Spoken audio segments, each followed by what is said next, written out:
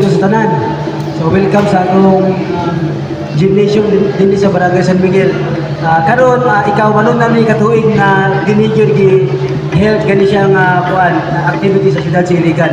So ako pagtahod sa atong mga bisita, sa atong mga judges, sa atong participants, sa atong DOT Regional Director Ma'am, may utos City Councilor Michelle Sweet, former City Councilor Randy Ryan Ong, Sir Aguado, akong professor sa IIT Salona, ang uban natong mga bisita din Ma'am Hana May Padilla, Mr.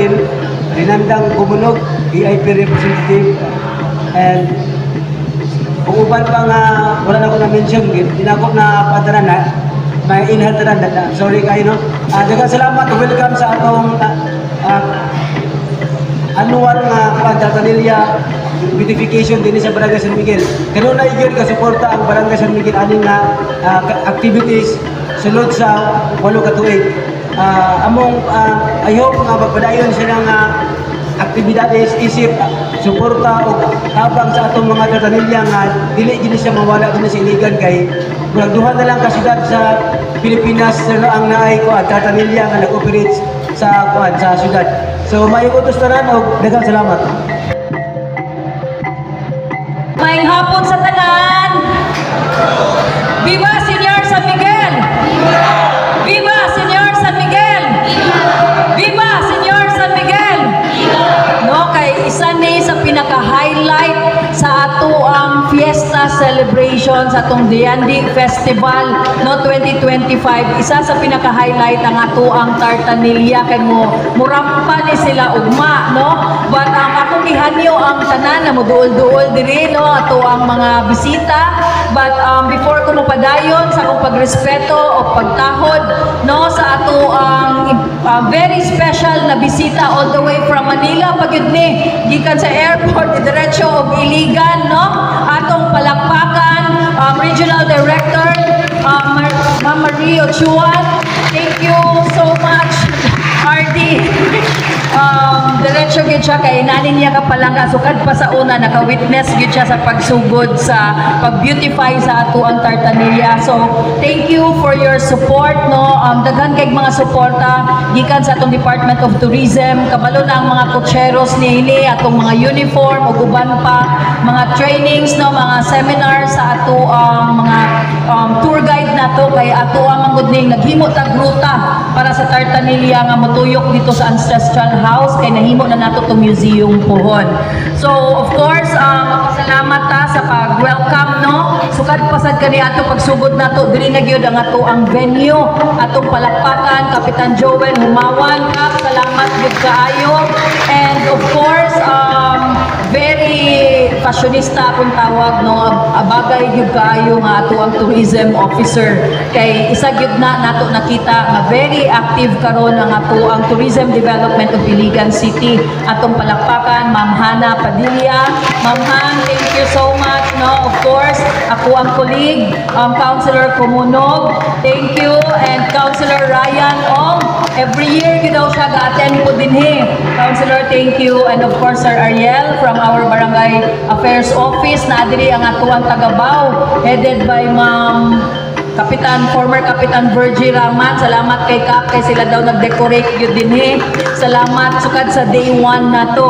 And of course ato ang mga judges, di na lang siguro na ko tagsa-tagsaon because they will be properly acknowledged unya no sa ato ang MC atong palakpakan ang atong mga judges.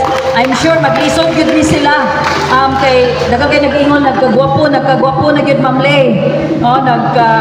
Makita nimo karon nanindot kayo ang mga painting. And sa tanan mga artist nga naa dinhi uban ang mga pamilya kay naa daw mga pamilya, mga parents atong mga artist kay naputay mga estudyante, naputay gikan og Lanao no, mga artist na natay mga bisita kay open naman ni dili lang exclusive for Iligan. Ato ang mga kotsero asa man si Sir Nap atong presidente, Sir Nap nasa likod di ay siguro gamay nga background, no? Kung makita nato dili lang ni siya basta-basta nga painting, no? Gi-paint lang nato sila karon. Duha ka semana nag-repair, no? Of course, with the support of Mayor Frederick Siao, ato ang Cooperative Development and Livelihood Office, silang Ma'am Alice Coronado, silang Sir Julius, daghan nag-support ang atong Executive Management Board, silang Ma'am Armen, of course, tourism, gi-repair gid din nato gikan sa pagpanday sa ilahang mga guba-guba kay before nato siya gi-paint, gi-repair sila. So dili lang outside ang pagkabalugid si Sir Duplon ani.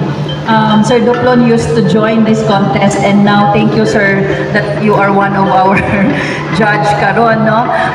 Gi-repair gud ni sponsor pa kay si Sir Imon before nga iya gud ning gi-rehab gud niyang isa ka tartanilya. Kay gusto nato dili lang mura gi-make upan, nindot gyud siya as a whole nga dili magguba-guba. So kung na-notice ninyo na uniformity na yellow, no, kay para hayag kay naman ni sila sa street nga dili sila basta-basta mabanggaan kay exclusive man ni lahi ni ilang route, no, but of course showcasing also the work of art sa ato ang mga artists, atong palakpakan ng mga artists. Kabalo ko lipay ang ato ang mga kutsero, salamat kay sa mga artists, lipay kay ang mga kutsero sa inyo ha. Kabalo ko very expensive kaayo ang mag-paint, pero kani it's not all about competition.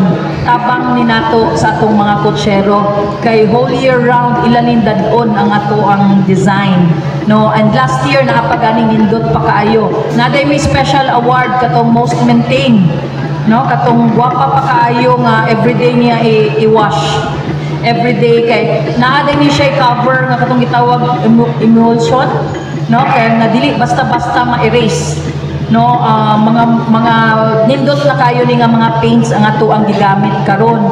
So salamat sa mga artist and of course sa mga kutsero among hanyo na ampingan, no, kay ang resources, ang effort, ampingan kay ingon ganing si ma'am kaganina nga di na lang daw ni ipasayro kay sayang kay kagwapo kaayo ang paint, no.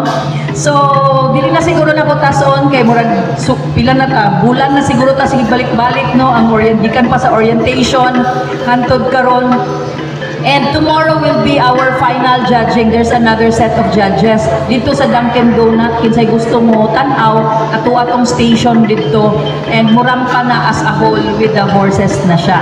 So salamat kaayo once again, no, maayong hapon, maayong iligan, padayon asenso iligan. Maayong hapon and mabuhay.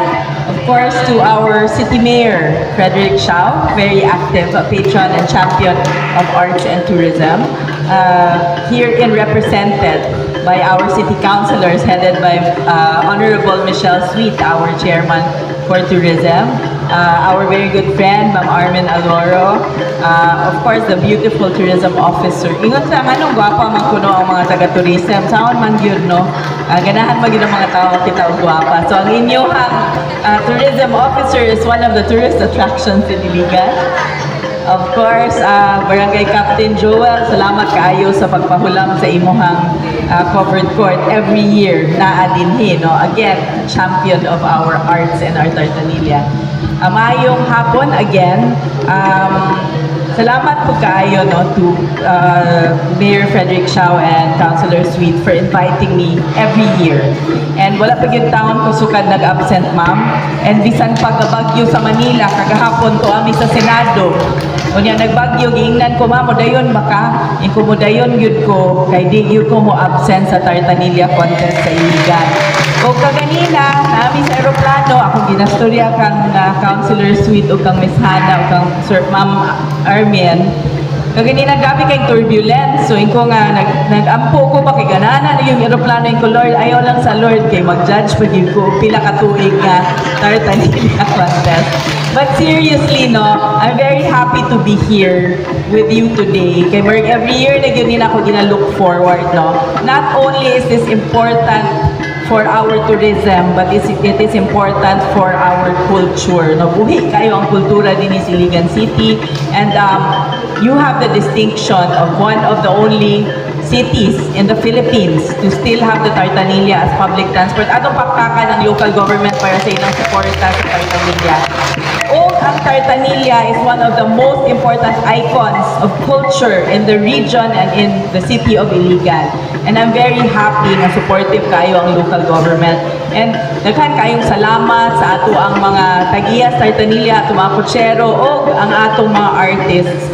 And you see how culture, how art and tradition mix in this very arena, no? And akong gusto yun nga mapadayon yun ni siya every year because it's one of our highlights. And wapo kayo nga makita ang Tartanilla not just sa contest but naagin sa dalan, ipakita yun nato, ipasigalbo ang artistry ug panaghiusa sa mga Iliganons. And one of the symbols for that is the Tartanilla. So, full support ang Department of Tourism sa ngalan ni Secretary Cristina Garcia Frasco para ani nga initiative. And as a matter of fact, na late lang pero mag-pledge me og support pat pinaagi ni Councilor Sweet, no, for the continuation of this program. And apart from that, last year naghatag big uniform. This year maghatag na po big uniform kaya medyo syempre every year di magalabahan man na ninyo. So karon nga year mohatag na po ni and tanawon pa po namo kung unsa pa gyud among mahatag in support of not just the kutseros but also the artists. So meeting me nilang Ma'am Michelle, Ma'am Hannah, no, and of course si Mayor para unsaon pa pagpalambo sa inyuhang art. Thank you, everyone. Maayong hapon sa tanan, maayong hapon sa councilors in attendance and our esteemed judges. Of course, Ma'am Arnian, our chairman, Kap, maayong hapon, and RD May, maayong hapon. Daghan na kay idea si RD May how to support our Tartanilla. Gusto siya magdala ang Tartanilla actually sa Manila to showcase our Tartanilla here in Iligan. So hopefully we can materialize that. So closing remarks man ni ako, dili na ako dugayon. Magpasalamat ko sa tanan nga rianhi dinhi karon na naghatag sa inyong oras, naghatag sa inyong talento ug ni-join sa Diandi Festival. Every year we celebrate Diandi Festival during September. I hope you can participate in our other events. Naatay street dancing tomorrow, naatay fireworks on the 29th, naatay bamboo sa 28th. It's a free concert in Anahaw Amphitheater. I hope you can join us. Naatay cultural show, Lantaw, tonight. Please visit the Facebook page of Iligan City Tourism Office para makita ninyo ang schedule and calendar of activities for the rest of the Diandi season. So, dili na ako dugayon. I'm very happy to see all of you. Congratulations sa tanan nga ni-join. Daog na mong tanan because every artwork is so beautiful. Wala joy, dili ko ako. Congratulations sa tanan. Asenso, Iliganon.